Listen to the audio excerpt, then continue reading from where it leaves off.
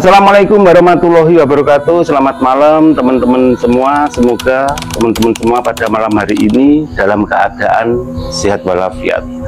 Oke Mas Wen, pada malam hari ini kita mau berbincang-bincang dengan siapa Mas? Untuk malam hari ini pastinya ini narasumber kita dari Malang. Nah, beliaunya ini bisa kita sebut yaitu Ki Sentono. Nah, beliaunya membawa beberapa kisah yang begitu menarik pastinya. Nah, untuk temanya ini saya skip karena kenapa? Biar penasaran. Oh, gitu. Seperti itu. Nah, apa tema yang akan dikupas oleh Ki Sentono? Nah, maka daripada itu, teman-teman di sini simak video kita dari awal sampai akhir sehingga kita tahu apa kisah yang dikisahkan oleh Ki Sentono sendiri. Dan jangan lupa teman-teman di sini, saya mengingatkan sekali lagi bagi teman-teman yang belum subscribe, silakan teman-teman subscribe, like dan komen. Agar apa? Agar channel kita ini semakin berkembang gitu teman-teman. Oke Mas, bagaimana kalau kita langsung temui Ki Sentono Mas? Oh boleh, langsung. Oke, kita langsung temui Ki Sentono teman-teman. Ki Sentono. Oke.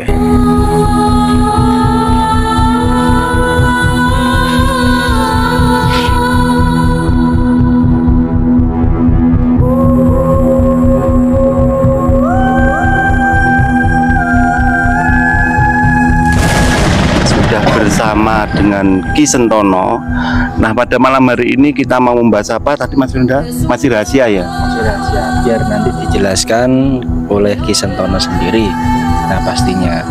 Nah, kebetulan untuk malam hari ini suasananya begitu mencekam pastinya.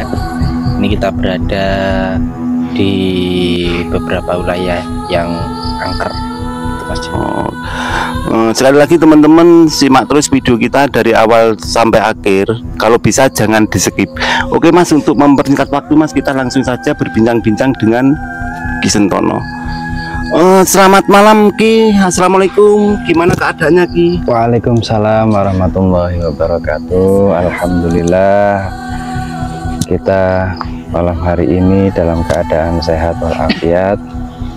Alhamdulillah sehat walafiat. Alhamdulillah ya. Tak lupa kita sapa dulu para pemirsa. Assalamualaikum warahmatullahi wabarakatuh. Waalaikumsalam warahmatullahi wabarakatuh. Alhamdulillahirabbil alamin ala kulli halin wa nikmatin. Segala puji bagi Allah Subhanahu wa taala, dengan rahmat dan berkahnya pada malam hari ini kita bisa berjumpa lagi dalam keadaan yang sehat walafiat dan segala urusan kita lancar. Amin, amin. Dan sholawat serta salam tak lupa kita selalu panjatkan pada junjungan kita Nabi besar Muhammad SAW,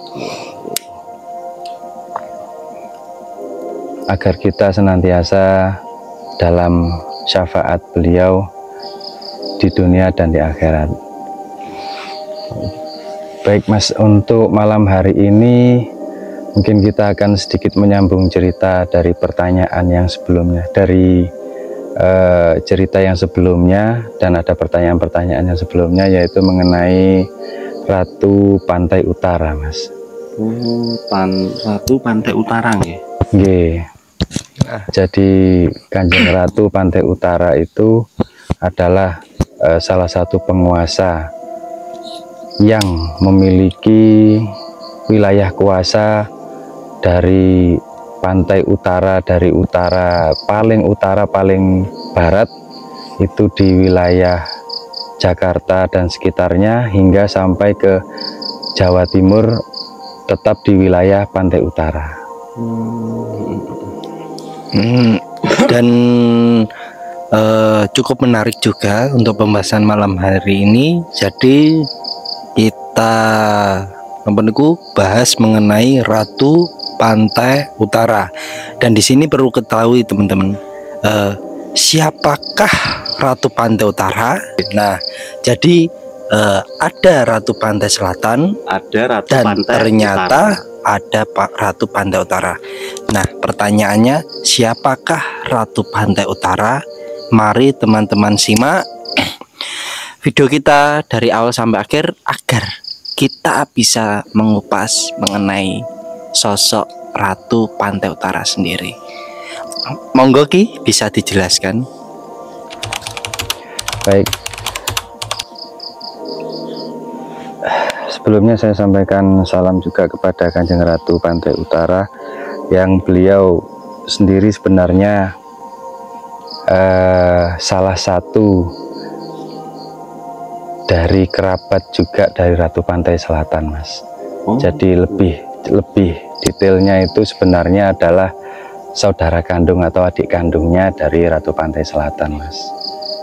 Jadi di Pantai Selatan sendiri itu kan ada penguasanya Kanjeng Ratu Pantai Selatan, dan juga di utara itu juga ada penguasanya Kanjeng Ratu Pantai Utara, yang mana masih saudara dekat atau saudara kandungnya atau adik kandungnya itu dari Ratu Pantai Selatan. Beliau sendiri sebenarnya itu satu sosok bukan dari bangsa manusia, Mas, karena memang beredar di masyarakat itu banyak sekali isu bahwa Nyi Roro Kidul itu dari bangsa manusia awal mulanya. Akan tetapi sebenarnya ada perbedaan di situ antara Kanjeng Ratu Pantai Selatan dengan Nyi Roro Kidul, dan juga ada perbedaan di antara Kanjeng Ratu Pantai Utara sendiri daripada Kanjeng Ratu Pantai Selatan. Atau mungkin yang bisa lebih dikenal daripada masyarakat itu, kalau Kanjeng Ratu Pantai Selatan itu banyak yang mengenal sosoknya bernama Kanjeng Ratu Dewi Ayu Kenconosari. Sedangkan dari Ratu Pantai Selatan sendiri itu terkenalnya Kanjeng Ratu Dewi Ayu Lanjar.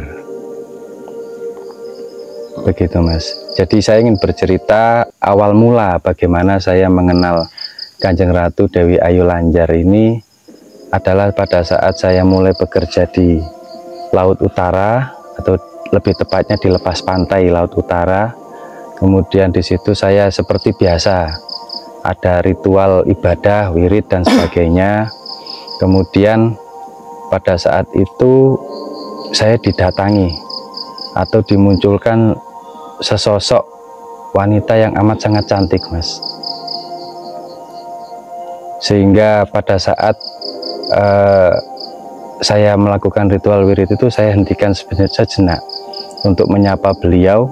Kemudian saya coba komunikasi, saya bertanya bagaimana awal mulanya, siapa beliau, bagaimana beliau itu berada di sini, dan bagaimana sejarahnya beliau di sini, dan juga tidak lupa saya mengenalkan diri saya sendiri kepada beliau. Hingga akhirnya beliau mengenalkan namanya adalah populernya Kanjeng Ratu Dewi Ayu Lanjar. Sehingga saya mengingat ada sejarah yang cukup populer di masyarakat itu, bahwa ada satu sosok dari Pantai Utara itu yang bernama Dewi Lanjar. Beliau itu sosok yang kalau dibilang secara fisik atau manusianya itu sangat cantik, Mas. Karena memang beliau sendiri dari ras bidadari, yang umumnya memang pasti ya namanya bidadari itu juga pasti cantik lah, Mas.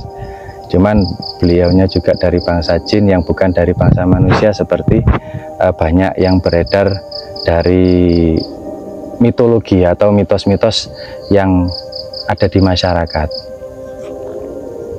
Kemudian dari Kanjeng Ratu Pantai Utara sendiri itu mulai mengenalkan jati diri beliau itu berasal dari mana, berada di mana, lalu daerah kekuasaannya itu di mana saja, itu diperjelas di pertemuan-pertemuan berikutnya.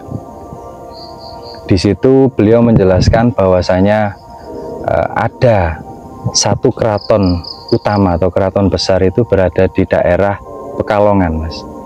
Tepatnya kalau kita ingin menjumpai beliau itu ada di Pantai Sari Pekalongan. Di situ adalah salah satu pintu untuk kita menemui Kanjeng Ratu Pantai Utara. Di situ apabila kita melakukan ritual dan ingin menemui beliau, insya Allah kalau beliaunya itu berkenan, kita bisa menemui beliau di Pantai Sari Pekalongan salah satunya, Mas. Dari Kanjeng Ratu Pantai Utara sendiri atau Kanjeng Ratu Dewi Ayu Lanjar tersebut juga memiliki istilahnya pengawal gitu, Mas. Sehingga alhamdulillah saya juga diperkenalkan kepada pengawal-pengawal beliau, yang salah satunya ada Ki Songgobuwono, kemudian ada Ki Gajah Wulung, Mas. Itu pengawal yang paling inti dari Kanjeng Ratu Pantai Utara. Dan juga ada beberapa anak angkat seperti Nyai Rorosari, yang seperti di video sebelumnya itu saya pernah berceritakan, Mas, mengenai bantuan dari Kanjeng Ratu melalui salah satu anak angkatnya, yaitu Nyai Rorosari. Kemudian juga beliau juga memiliki anak angkat yang bernama Nyai Anggini dan Ki Anggoro. Yang ketiga-tiganya ini yang berasal dari bangsa manusia dulunya, Mas. Jadi diceritakan oleh beliau bagaimana asal-usulnya anak angkat ini kemudian diangkat menjadi anak angkat dari Kanjeng Ratu Pantai Utara, Mas. Nah, dan di sini saya penasaran dari cerita masyarakat sendiri untuk Ki Sentono, identik untuk Ratu Pantai Selatan sendiri itu konon ceritanya itu suka berpakaian warnanya hijau. Nah, apakah Ratu Pantai Utara juga pakaiannya juga sama seperti Ratu Pantai Selatan? Oh, beda, Mas. Oh gitu. Ya, jadi memang dari mitologi 7 bidadari tersebut itu yang salah satunya adalah Kanjeng Ratu Pantai Selatan, kemudian adik kandungnya yang paling dekat atau paling awal atau adik keduanya itu adalah Kanjeng Ratu Pantai Utara. Beliau memiliki ciri khas, yaitu identik dengan baju warna merah, Mas. Jadi seperti kebaya atau umumnya baju-baju khas keraton yang berwarna merah. Seperti itu, Mas. Jadi sangat berbeda dengan Ratu Pantai Selatan ya untuk dari segi berpakaian. Nah, terus di keraton sendiri itu tepatnya di wilayah mana tadi keratonnya? Pantai Utara, Mas. Pantai Utara. Pekalongan. Pekalongan. Nah, beliaunya itu pastinya kan bertugas menjaga Laut Pantai Utara. Nah, ini yang saya tanyakan, apakah ada mistisnya di wilayah Pantai Utara itu, suatu misal seperti mencari orang yang mencari pesugihan atau mencari nopo niku seperti kekayaan ataupun kesaktian dan lain-lain di wilayah Keraton Pantai Utara tersebut, seperti itu. Baik, Mas. Jadi begini, memang ada mitos dan faktanya yang berbeda-beda, Mas. Salah satunya itu yang paling nyata atau paling fakta itu dari cerita rakyat juga, atau dari orang-orang yang berpengalaman melakukan pesugihan di Pantai Utara, Mas. Di sana itu lebih tepatnya di daerah Pantai Kencana, Mas. Jadi ada transaksi semacam pesugihan.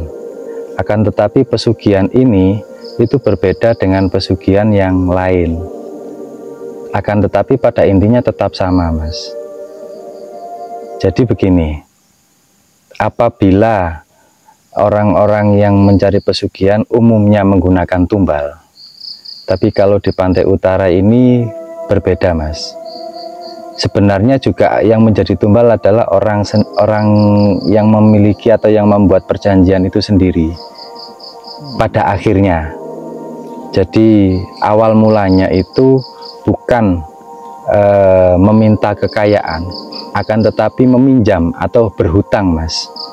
Di sini berhutang itu bisa dibilang ada beberapa perhitungan hutang piutang, baik itu yang diminta adalah uang ataupun emas, sehingga dari orang yang berhutang dan juga perjanjian hutangnya itu harus dibayar dalam tempo yang tidak ada batasan waktunya, atau hingga bisa dibilang hingga batas usia. Apabila misalkan masnya itu melakukan ritual pesugihan atau perjanjian hutang ini dengan wilayah pantai utara, atau lebih tepatnya dengan Kanjeng Ratu Pantai Utara, itu biasanya diberikan pilihan. Pilihan itu maunya mintanya emas atau berupa uang. Dari uang sendiri itu ada yang namanya uang pesugihannya atau uang hutangnya itu, dan juga ada yang bisa dibilang uang gendam. Uang gendam itu polanya seperti ini, Mas. Dalam hal perjanjiannya, uang gendam misalkan kita diberikan uang gendam sebesar katakanlah 1 juta. Yang 1 juta ini apabila kita gunakan untuk membeli sesuatu, itu harus habis pada hari itu juga. Jadi misalkan kita membeli barang sebesar 1 juta habis, nanti uang itu akan kembali kepada kita, Mas. Tiba-tiba kembali sendiri atau ada lagi, seperti itu. Dan dalam perjanjiannya mungkin bisa berulang, misalkan 1 hari harus 3 kali, jadi harus belanja terus sebanyak 3 kali dengan senilai uang gendam tersebut, seperti itu, Mas. Sehingga uang gendam ini akan terus kembali, kita belanja uang itu kembali, kita belanja uang itu kembali, seperti itu. Kemudian akan dihitung per hari dikalikan setahun. Misalkan 1 hari 3 juta atau 4 juta dikalikan 365 hari, dan itu akan berulang bertahun-tahun, sehingga di total berapa nanti akan dikembalikan sejumlah hitungan hari tersebut. Harus kembali sesuai dengan hitungan hari tersebut, tidak ada bunga, tidak ada apa gitu, Mas. Jadi tidak ada uang lebihnya. Hanya untuk mengembalikan ini itu akan sangat susah, bisa dibilang ini akan menjadi jerat. Gitu. Ya, sehingga orang tidak akan pernah bisa melunasi hutang ini, seperti itu, Mas. Jadi bukannya kembali, jadi misalkan kita belanja terus 1 juta dikasihnya, tapi kan kita belanja nanti begitu habis 1 juta, uang itu kembali. Nanti misalkan sehari itu secara perjanjiannya harus 4 kali, berarti 4 juta, tapi uangnya kan tetap 1 juta, Mas. Jadi seperti pesugihannya itu berarti kalau di wilayah Kediri itu seperti bank goib itu ya? Kurang lebih seperti bank goib, mirip seperti bank goib, seperti itu, Mas. Sehingga apa namanya, kalau di total katakanlah 4 juta atau 5 juta 1 hari dikalikan 365 hari, ya, sudah ketemu kurang lebih sekitar 185 jutaan kurang lebihnya. Sehingga dari 1 tahun, kemudian 2 tahun, 3 tahun, itu akan dihitung terus totalnya, Mas. Pada saat akan mengembalikan, misalkan sudah 10 tahun gitu, berarti kan sudah 1 M lebih, Mas. ya, 1,8 M kan, katakanlah seperti itu. Ya kita harus mengembalikan sebesar itu, maka uang awalnya 1 juta dari jadi 1,85 M, itu apakah kita bisa mengembalikan? nah ya sulit. Terus di lain sisi ini pertanyaannya ada dua. Yang pertama, bila mana itu tidak bisa mengembalikan akan ikut ke alam sana, ya kan? Itu apakah diperbudak, apakah disiksa? Pertanyaan yang pertama. Yang kedua, bila mana meninggalkan harta kekayaan yang disebabkan oleh pesugihan, yang mencari pesugihan itu, apakah bisa dinikmati oleh keturunannya? Itu. Jadi belanja ini kategorinya kan bebas. Ya. Artinya mau beli consumable atau dia buat modal bisnis atau modal usaha. Tentu saja kalau modal bisnis masih bisa diputarkan atau ada hasilnya. Tapi tentunya ini juga akan dikonsumsi juga sebagiannya. Maka bisa dibilang akan terjerat dan akan susah untuk melunasi. Tapi tidak menutup kemungkinan bisa dilunasi. Sehingga apabila tidak dilunasi hingga batas usianya, kemudian beliaunya ini nantinya akan menjadi budak. Itu yang sudah pernah terjadi sebelum-sebelumnya gitu Mas. Sehingga orang-orang yang ingin mencari kekayaan dengan cara berhutang namun tidak dengan tumbal itu kebanyakan lari kepada sistem yang seperti ini. Yang sama saja nanti ujungnya kalau tidak bisa membayar tentu akan menjadi budak sebagai ganti dari hutang yang telah diambil sebelumnya. Seperti sama saja kita bekerja, tapi sebelum bekerja itu kita sudah mengambil upahnya Mas. Sehingga pada saat upahnya sudah habis, otomatis kita juga harus bekerja tanpa ada upah, yaitu disebut dengan menjadi budak. Sebenarnya Kanjeng Ratu Pantai Utara sendiri itu tidak berkenan hal yang seperti ini Mas, karena banyak sekali mungkin orang-orang yang ingin mencari kekayaan, mencari pesugihan seperti yang ada di pantai selatan atau di tempat-tempat yang lain misalkan, itu rata-rata kan langsung melakukan jual beli, gampangnya seperti itu Mas. Jadi minta kekayaan sekian, tumbalnya ini, minta kekayaan sekian, tumbalnya ini. Akan tetapi karena memang sebenarnya Kanjeng Ratu itu tidak berkenan atau tidak ingin melakukan hal yang tidak baik atau yang kurang baik, akan tetapi dari pihak yang membutuhkan ini itu meminta dengan ya bisa dibilang agak sedikit memaksakan dengan hal seperti itu kan, akhirnya diberikanlah pilihan. Kalau bisa mengembalikan hutangnya, maka tidak ada perbudakan atau pembayaran dari hutang tersebut.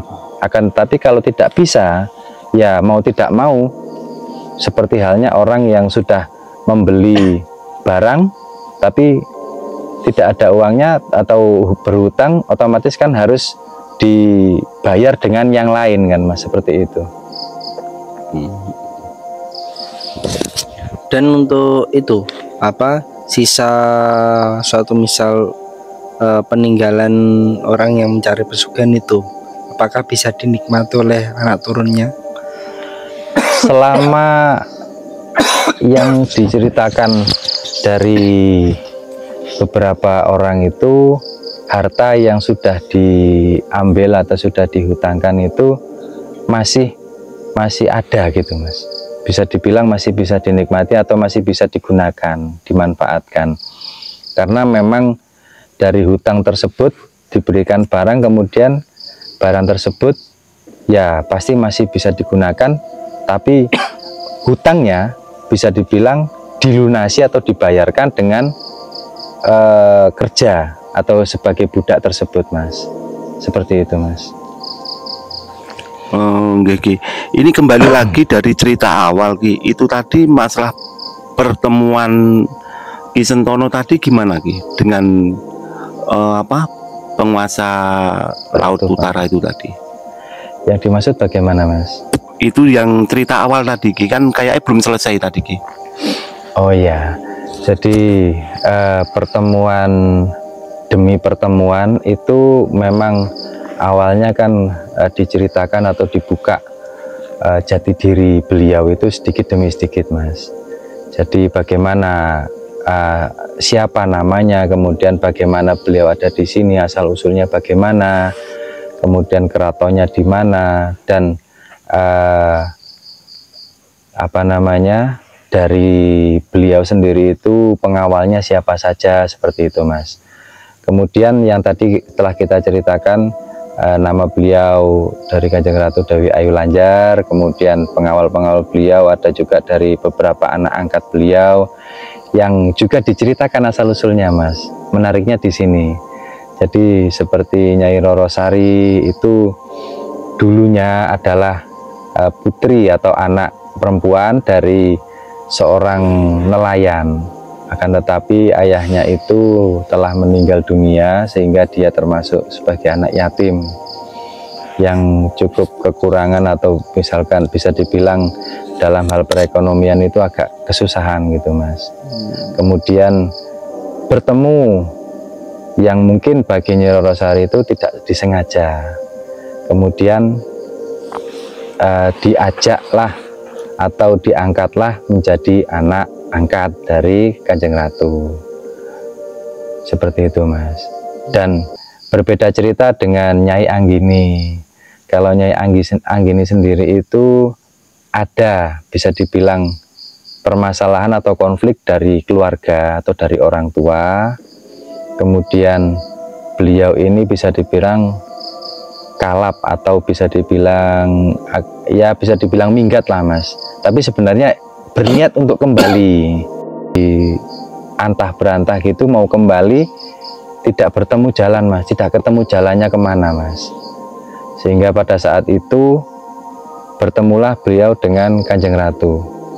Kemudian dengan Kanjeng Ratu itu diajak atau bisa dibilang diajak berkomunikasi awalnya, ditawarin bagaimana gitu. Akhirnya beliau berkenan juga diangkat menjadi anak angkatnya daripada Kanjeng Ratu. Dan juga dari Ki Anggoro sendiri itu bisa dibilang berkehidupan sebagai nelayan di pantai utara, Mas. Yang mana Ki Anggoro sendiri ini bisa dibilang ekonominya itu cukup sulit sebagai nelayan pada zaman beliau. Waktu itu dengan kesulitan ekonomi, beliau mencoba untuk mencari nafkah di laut, jadi nelayan, kemudian bertemu dengan Kanjeng Ratu, diberikan pertolongan, kemudian ada beberapa diskusi di situ, bisa dibilang ya perkenalan dan sebagainya, sehingga ditawarilah beliau itu atau diangkatlah beliau itu menjadi anak angkat Kanjeng Ratu. Seperti itu. Berarti ini untuk anak angkatnya ini semua manusia ya? Kalau dari keterangan beliau itu memang dari bangsa manusia, Mas. Seperti anak angkat dari Kanjeng Ratu Pantai Selatan atau yang bisa dibilang Nyi Roro Kidul. Itu kan awalnya dari Dewi Kandita ini berasal dari kerajaan Prabu Siliwangi, Mas. Salah satu putri atau keturunan dari Prabu Siliwangi, yang mana beliau sendiri itu kena teluh sehingga memiliki penyakit yang sangat sulit disembuhkan, dari mulai penyakit kulit, kemudian penyakit badan dan sebagainya, sehingga beliau itu yang awal mulanya itu sangat cantik sekali, Mas, karena mungkin memang kecantikan beliau ini banyak yang iri dari keluarga keraton, dari Prabu Siliwangi, sehingga pada saat beliau ini itu mulai berkembang, maka diteluhlah beliau ini. Pada saat diteluh itu beliau ini lari ke pantai selatan, Mas, mencoba untuk mencari penyembuhan di situ, bersemedi. Kemudian juga sudah beberapa waktu lamanya itu belum ada penyembuhan, belum ketemu obatnya atau penyembuhnya, sehingga beliau cukup putus asa di situ. Di situ ketemulah beliau dengan Kanjeng Ratu Pantai Selatan. dibantu kemudian untuk disembuhkan. Setelah beliaunya ini sembuh, kemudian beliau itu enggan kembali ke kerajaan karena peliknya masalah keluarga atau di keraton tersebut, sehingga beliau diangkatlah menjadi anak angkat dari Kanjeng Ratu Pantai Selatan, gitu Mas. Oh iya, jadi begitu Ki ya. Jadi mohon maaf Ki, ini saya penasaran sekali mengenai yang diangkat anak itu adalah manusia. Itu seandainya apakah kembali ke dunia nyata itu bisa mereka Bisa Mas, menjadi manusia kembali gitu Mas Le? bisa Mas. Tapi apabila memang batas usianya sudah habis, Nah itu maksud begitu saya. kembali ke bangsa manusia atau ke dunia manusia sebagai manusia lagi, maka beliau akan sirna atau akan meninggal, tapi tanpa adanya mukso lah gitu. iya, seperti itu kurang lebihnya. Jadi sebenarnya mau kembali karena bisa dibilang zamannya sudah kelewat ya Mas ya. Berarti di situ apakah kayak kekal gitu Ki? Enggak ya? Kalau dibilang kekal itu tidak Mas. Tentu setiap yang hidup itu kan bernyawa Mas, dan yang bernyawa itu pasti akan mati Mas, dengan batas usia yang lebih panjang daripada manusia umumnya. Oh gitu, jadi tetap bisa meninggal gitu ya? Tetap bisa meninggal Mas. Jadi ada rahasia tertentu yang bisa memperpanjang umur dari bangsa manusia sendiri yang berada di alam atau di dunia gaib, seperti itu Mas. Jadi teman-teman, ini sangat menarik sekali perbincangan kita dengan Ki Sentono. Saya mendapat pengetahuan baru teman-teman ini. Ternyata di dunia nyata itu kita sebagai manusia biasa, sebagai manusia normal, kita itu bisa hidup di alam gaib gitu Ki ya? Iya Mas. Dengan kalau kita sudah hidup di alam gaib, intinya kita bisa memperpanjang usia gitu Ki ya? Bukan kita yang bisa memperpanjang usia, tapi Allah yang memberikan usia lebih panjang dengan lantaran atau dengan jalan karena tertentu. Sudah beda dunia itu tadi. Sebenarnya beda bukan karena alam lah. Sebenarnya bukan karena beda dunia atau beda alam Mas, tapi ada rahasia-rahasia ilahi yang diberikan kepada orang yang diperpanjang usianya oleh Yang Maha Kuasa. Karena apapun di dunia ini, maupun gaib ataupun di dunia manusia yang dibilangnya nyata, sebenarnya dunia gaib itu juga nyata Mas, tapi kan manusia diberikan batasan, sehingga siapapun atau apapun itu dalam kuasa Tuhan, mau dirubah bagaimanapun itu juga sesuai dengan kehendak Yang Maha Kuasa Mas. Ya Ki, pertanyaan saya yang terakhir Ki, jadi gini, kalau yang menjadi manusia ini berada di alam gaib, ini apakah gugur kewajiban nggak untuk ibadah kita, penyembah kita pada Tuhan gitu Mas? Tergantung dari agamanya Mas. Kalau misalkan agama beliau itu Islam, tentu masih berkewajiban untuk sholat, ataupun yang beragama lain juga mungkin masih beribadah. Karena yang saya tahu sendiri dari misalkan contohnya seperti Kanjeng Ratu Pantai Selatan ataupun Kanjeng Ratu Pantai Utara sendiri, itu beliaunya beragama Islam. Jadi tetap melakukan sholat gitu Ki ya? Beliaunya sendiri juga sholat Mas. Jadi kita bisa melihat kenapa, bagaimana, kok bisa seperti itu kan mungkin ya Mas ya. Jadi dalam Al-Quran sendiri kan dijelaskan juga. Jadi dari ayat Quran itu wa ma khalaqtul jinna wal insa illa liya'budun. Jadi kita maksudnya wa ma khalaqtul jinna, kami menciptakan jin wal insa dan manusia itu illa liya'budun, kecuali untuk beribadah. Jadi meskipun dia bangsa jin ataupun dari ras yang apapun ya, atau ras yang manapun, misalkan dari ras bidadari, dari ras bangsa Rijalul Gaib dan sebagainya, itu yang beragama Islam itu juga memiliki kewajiban untuk tetap melaksanakan sholat ibadah atau ibadah yang lainnya. Nah, mungkin malam hari ini banyak pengetahuan ya teman-teman yang kita dapatkan dari Ki Sentono sendiri.